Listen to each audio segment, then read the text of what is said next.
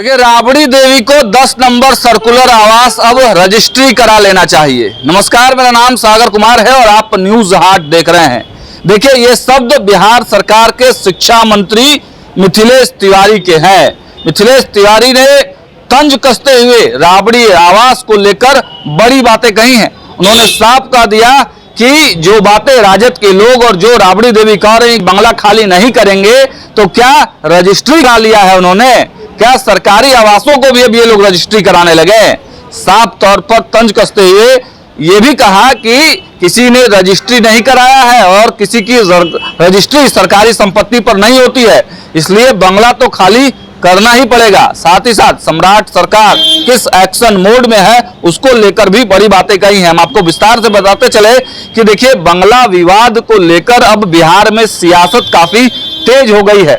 10 circular स्थित राबड़ी आवास को जैसे ही नोटिस दिया गया खाली करने के लिए, राबड़ी देवी पटना पहुंची और साफ कर दिया कि हम बंगला खाली नहीं करेंगे, फोर्स भेजिए। और शाम होते होते सम्राट सरकार ने उनके घर पर फोर्स भी भेज दिया। हालांकि पता चला कि फोर्स केवल यह नोटिस देने गई थी और मोहल्लत देने गई थी कि 15 दिनों का अल्टीमेटम है, 15 दिनों में बंगला खाली कर दीजिए।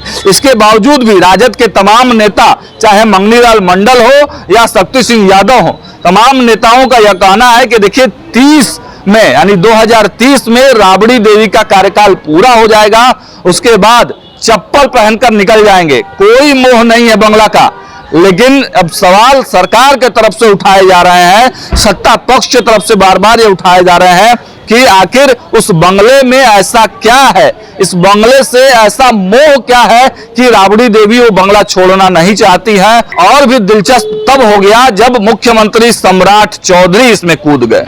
मुख्यमंत्री सम्राट चौधरी ने कल मंच से कहा कि बंगला किसी की बपौती नहीं है। साफ है, सम्राट सरकार और विपक्ष में तीखी नोक झोंक चल रही है। इस बीच पूर्व मुख्यमंत्री नीतीश कुमार भी एक्शन मोड में है, आवास पर बैठक कर रहे हैं।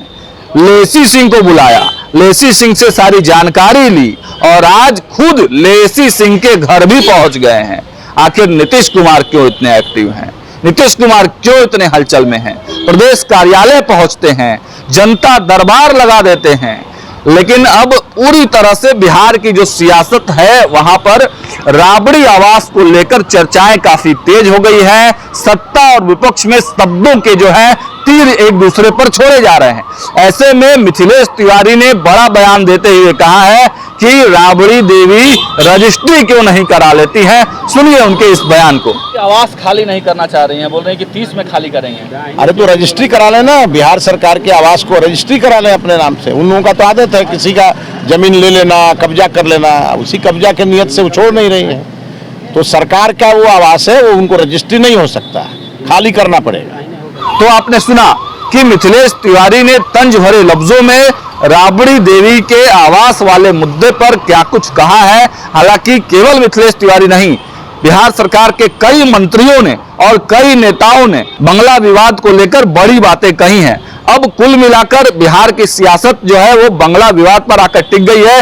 लेकिन अगला क्या होगा, अगला कदम क्या होगा? 15 दिन के बाद जब जो डेट दिया गया है वो डेट फेल हो जाएगा, डेट खत्म हो जाएगा, उसके बाद सम्राट की फोर्स क्या करेगी ये देखने वाली बात होगी। लेकिन दिलचस्प बात यह है कि एमएलसी नीरज कुमार ने बड़ी बातें कही हैं। उन्होंने कहा है कि लाइट और पानी भी बंद किया जा सकता है अगर कोई बंगला खाली नहीं करता है तो। हालांकि बंगला खाली कराने का विवाद जो है वो बहुत पुराना है, कई नेताओं के बंगले खाली कराए गए हैं और उसमें हमेशा ये विवाद देखा गया है। लेकिन अब राबड़ी देवी का आवास जो है इस वक्त जो है सियासत के केंद्र में है। क्या कुछ अपडेट निकल कर आता है वो अपडेट हम आप तक पहुंचाने का प्रयास करेंगे।